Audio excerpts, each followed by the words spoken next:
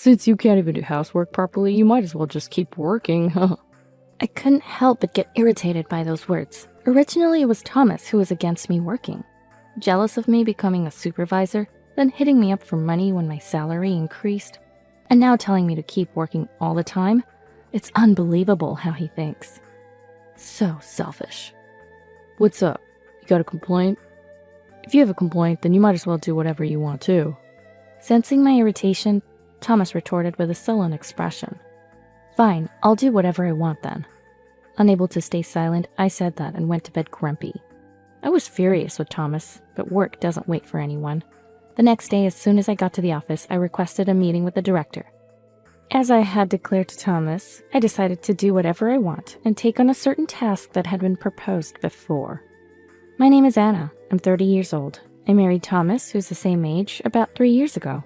We don't have children yet, so we're currently a dual-income couple working hard. In the past, many people thought that women would become housewives once they got married, but those times have changed. Although we work at different companies, we're both employed full-time and help each other out with the household chores. Broadly speaking, Thomas is in charge of laundry and cleaning. I mainly take care of meals and have been trying to make beautiful dishes for Thomas since we got married. At work, I strive to perform as well as men, and I recently got promoted to supervisor. Becoming a supervisor means both the quantity and quality of work increases. However, Thomas, despite being a fellow employee, didn't try to understand my situation. We had this for dinner yesterday, right? Aren't your dinners a bit too careless these days? Please make an effort. One evening at dinner, Thomas said that. Thomas is still a general employee, a rank-and-file worker. Perhaps he felt bitter that I received a title before him, and instead of celebrating my promotion, he started nagging every day. Of course, I don't have as much free time as before, but I'm still properly doing my share of the household chores.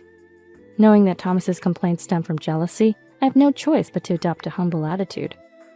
Sorry, I do prepare in the morning, but it inevitably gets late preparing dinner after coming back, so I've been making side dishes in advance. Side dishes? So you're saying it's inevitable that it's the same every day? That's not what I mean. Don't make excuses. Basically, you're the one who said you take care of meals when we got married, right? The women at my company manage their households well, even while raising children. I always tell you that. I couldn't say anything. Of course there might be such people at Thomas's company, but it's pointless to compare with others. Moreover, the women Thomas often mentions is actually working part-time. Not that I look down on part-time work, but being equated like that feels somewhat off. I'm sorry. Well, I'm gonna forgive you because I'm kind, haha. Thomas starts eating again as soon as I apologize. I wish he would eat without saying anything if he's gonna eat anyway, but there's no helping it. When I talk about Thomas to a friend, they tell me to think of it as practice for parenting. Indeed, even without children, looking at Thomas does make me feel like I'm dealing with a child. I've no choice but to flatter him with a humble attitude. Oh, right, you did the laundry, didn't you? Thank you. Huh? Oh, yeah, of course, That was the deal. You know, without me, the house wouldn't function, haha. I swallowed what I wanted to say and praised Thomas. Thomas seemed pleased with that. Indeed, Thomas does his share of the household chores as agreed, but when it comes to laundry, he doesn't look at the care labels or use a net. He just throws everything in and pushes one button to wash and dry. So occasionally, Thomas complains about clothes shrinking or getting pilled. If that counts as properly doing the chores, I wonder how well I'm actually managing.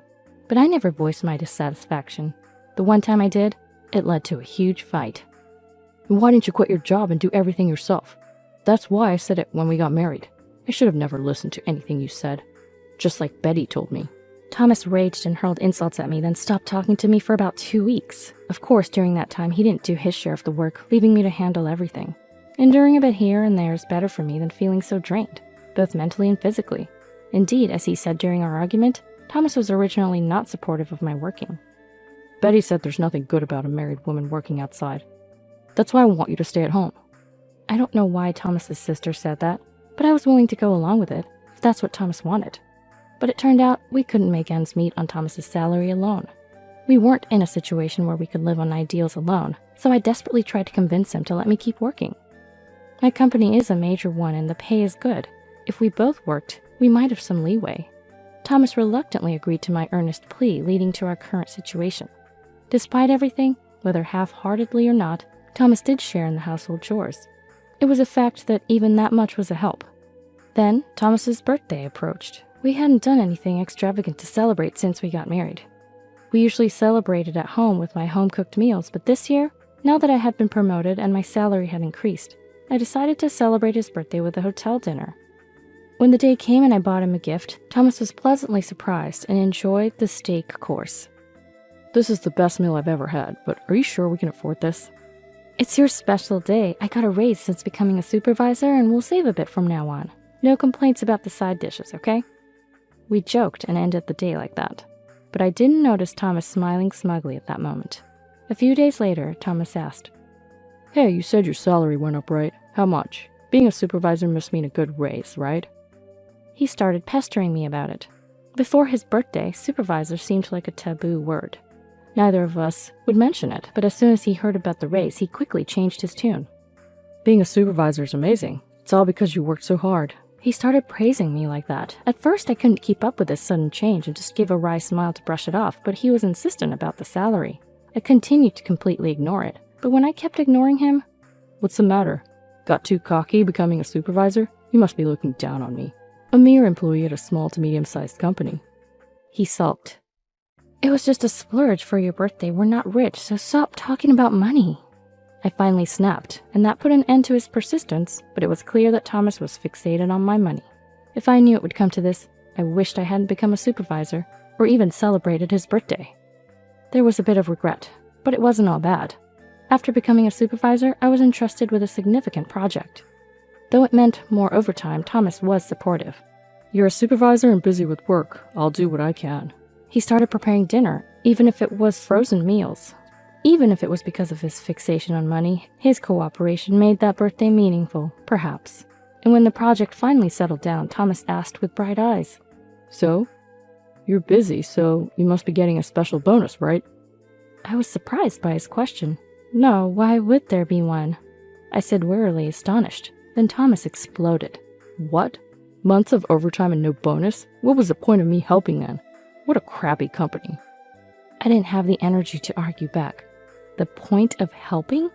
Is there supposed to be a meaning behind a couple's cooperation? The thought of him belittling someone's company was unbelievable. That was the moment I couldn't hold back anymore. What? I thought I was grateful for your help, but this is what you think? I'm disappointed. In response to my retort, Thomas fired back, and then I retorted again, leading to a full-blown argument. Enough! Let's stop. I'm tired and going to sleep. I forcibly ended the conversation like that. After that, I couldn't even stand to look at Thomas's face for a while. Sometime later, I had to go on a business trip. We hadn't spoken since the argument, but I had to let him know since I would be away from home. I'm going on a business trip for 2 nights and 3 days, so please take care of things while I'm gone. I said that, but Thomas, perhaps still angry, didn't respond. Without making up, I left for my business trip. Busy with work for 3 days, I found myself wondering how Thomas was doing during my free moments. Was he eating properly? I was worried, but too prideful to make contact. The time apart allowed me to cool off. Planning to apologize when I got back, I finished my 3 days of work, bought some delicious souvenirs, and headed home. I'm back! But as soon as I entered the house, I sensed something was off. There were many unfamiliar shoes in the shoe rack, and there was the smell of cooking, not from frozen food, unmistakably the aroma of a home-cooked meal. Thomas can't cook. I rushed into the living room. Oh, Anna, welcome back. Betty, what are you doing here? To my surprise, it was Thomas's sister Betty standing in the kitchen, visible from the living room. On the couch, lounging as if it was the most natural thing in the world, was Thomas's niece, Lisa. It didn't look like just a visit. It seemed like our house had gained extra belongings. Even this couch wasn't here before I left for my trip. I stood dumbfounded at the entrance to the living room, unable to comprehend the situation. Dinner will be ready soon, said Betty nonchalantly. While I couldn't take my eyes off her, I approached Thomas, who was sitting in a living room chair, and spoke to him. What's going on, Thomas? As if it's a big deal. I decided to live with Betty and Lisa. The move's already done. Thomas said it as if it were the most natural thing. That's what's going on, so please be nice. Betty added with a smile, but I couldn't bring myself to smile, moving in their stuff without asking, deciding to live together without consultation. Wait a minute, you can't just decide that on your own. What's the problem? You're always too busy with overtime to do any housework anyway. It's better if we live together and Betty takes care of the house. Thomas retorted to my attempted objection. Betty had Lisa at 20, and divorced a few years later. Since then, she had been a single mother raising Lisa, now 18, on her own. I knew this, and I knew Thomas was fond of his older sister Betty, but I never imagined it would lead to us living together. "Come on, Anna," Betty said without any hesitation. "Nice to meet you," murmured Lisa quietly. My head hurt, but there was no way I could accept the situation so silently. "I'm sorry, but I can't live with you all," I stated clearly. However, Thomas laughed at me as if it were a joke. "Why not? Since you can't even do housework properly, you might as well just keep working." I was irked by his words. Originally, it was Thomas who opposed me working. Jealous of my promotion, then mooching off me when my salary increased, and now telling me to keep working, was unbelievable. So selfish. "What's up? Got a complaint? If you have a complaint, you might as well do whatever you want, too." Sensing my irritation, Thomas retorted with a scowl. "Fine, I'll do whatever I want then." But I was the one who wanted to be angry. Unable to stay silent, I said that to Thomas. After that, there was no more conversation between Thomas and I went to sleep. Betty and Lisa, having apparently given up their own home, naturally moved their bed into our home and slept here. The room that was supposed to be for children had been turned into their room without my consent, and I was more saddened than angry. Yet, work doesn't wait for anyone. The next day, as soon as I got to work, I requested a meeting with the director. I decided to take on a task that had been proposed before. "That's great. I'm grateful you're taking it on." "It's a good opportunity, so I'll do my best for my own sake." After making a promise to the director, I immersed myself in work. I found it better to be at work than to go home, unable to forgive Thomas. A few days later. "Hey Anna, how long are you going to sulk? Just come back already." Thomas sent that message to me. I had been going home, but only when everyone was asleep, and I left before anyone woke up. But for the past few days, I hadn't even been going home, because I had found a new place to live. "Come back, I can't just do that right away," I said, laughing. "Can't do it right away, what do you mean?" "I'm in Italy right now. It's the middle of the night here. Plus, Betty's there to take care of the house, right?" "Huh?" Thomas paused, taken aback by my yawning reply. It was night for Thomas, but it was already the middle of the night over here. Coming back from work to this conversation with Thomas was just exhausting. Finally getting it, Thomas suddenly raised his voice. "What? Italy? You went on a trip without telling us?" "It's not a trip. I've been living here for the past 3 days. "What are you talking about?" But my next words seemed to confuse Thomas again. Had he forgotten what he said about doing whatever I wanted? I could almost see him gaping over the phone, and I said, laughing, "What I mean is you said to do whatever I wanted, and I said I would. So I accepted the Italy assignment that had been offered to me before. They've prepared a condo for me to live in, and it's a beautiful place." "You know there's a limit to doing whatever you want. It's about our life together, and you decide on your own." Thomas sounded quite upset. Surely, if we had discussed it, we would have decided to move here together. But this assignment in Italy was like a prize for my work achievements. Thomas was to blame for getting mad about the bonus and not listening to other things. Yet, didn't he feel odd saying that? He decided on his own to live with Betty and Lisa. What he had said was coming back to haunt him. "Did you consult me about anything that affects our life together?" "Well, I'll be working here, and I'll return to the States as a manager in 2 years. Until then, have a nice life with Betty and her family." I hung up the phone. Thomas must be feeling uneasy now, his own actions and words preventing him from living abroad. A few days later, Thomas contacted me. Wondering what it was about, I answered, and he sounded cheerful. "Guess where I am?" "I don't care, I'm working. I'm hanging up." "Believe it or not, I'm in front of your condo." Huh. I was surprised by his words. He had called my work to get my address, saying it was necessary for some procedures, and relying on that address, he had come over on his own. "What about your work?" "I took some time off and—" "Yoo-hoo, I'm here too." To my surprise, I heard Betty's voice over the phone. Why she had come too was beyond me. I was exasperated. "So, we're both waiting out here. Hurry home." "Both? What about Lisa?" "Lisa has a test, so she couldn't come," Betty said nonchalantly. I was astounded again. "Is that so? But I won't be coming back today. I have a dinner meeting far away." Even if they had contacted me, I wasn't in the mood to entertain them, and I couldn't accommodate them on such short notice. I had a social gathering with another company and wasn't planning to go home. "Huh? And what should we do?" Thomas sounded panicked, but that wasn't my concern. Stay at a hotel or something? Anyway, that's the situation. Also, I'm in the middle of work. Bye. I hung up the phone. They might be making a fuss, but I didn't have time for that. They'd probably give up and look for a hotel. However, I had underestimated the situation. In the middle of the social gathering, my phone rang. Excuse me.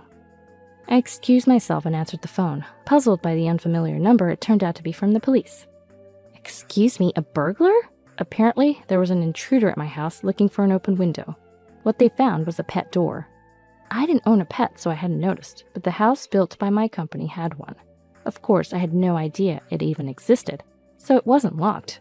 The intruder tried to enter through it and got stuck, unable to move forward or back, and was spotted by a passerby who then called the police. What a foolish burglar. Encountering such a fool could be dangerous. I was relieved I wasn't home at the time. The person claims to be your sister. Do you know anything about this? I went pale at those words. Sister? Could it be? I don't have a sister. The only possibility was Thomas's sister Betty. As expected, the police mentioned her name. I was mortified. Unbelievable that she tried to force her way in through such a small entrance, making even family relations embarrassing. Anna, help me, come pick me up. I could hear Betty causing a scene over the phone. What a nuisance. Though I could have gone to pick her up, I told the police. She may be my sister-in-law, but I can't forgive her for trying to break into my house. Please investigate thoroughly what she intended to do in my home. The police responded to my complaint. Betty was severely reprimanded. However, since she didn't speak Italian, there was a lot of confusion and stress, leading her to break down crying. You must not cause trouble for your sister anymore, a police officer told her in simple English. Okay. To which Betty tearfully repeated. Getting caught by the police in Italy must have been a good lesson for her. Out of a desire for her to truly reflect, I didn't go to pick her up on the day she contacted me. The next day, thinking she might have reflected, I went to pick her up, and Betty broke down crying in relief at the sight of me. Where was Thomas during all this? Only Betty was caught. Thomas was probably relaxing in a hotel, which I hadn't really considered. It turned out that while Betty was being arrested, Thomas was enjoying a meal alone, believing Betty would bring money from my house and splurging at a restaurant.